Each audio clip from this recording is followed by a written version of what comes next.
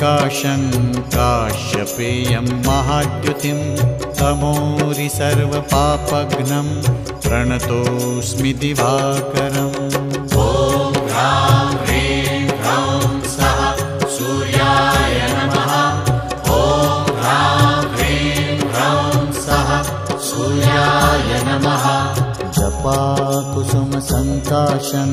काश्यपेयं महाद्युतिं तमोरि सर्वपापघ्नं प्रणतोऽस्मि दिवाकरम्। ॐ ह्रां ह्रीं ह्रौं सः सूर्याय नमः।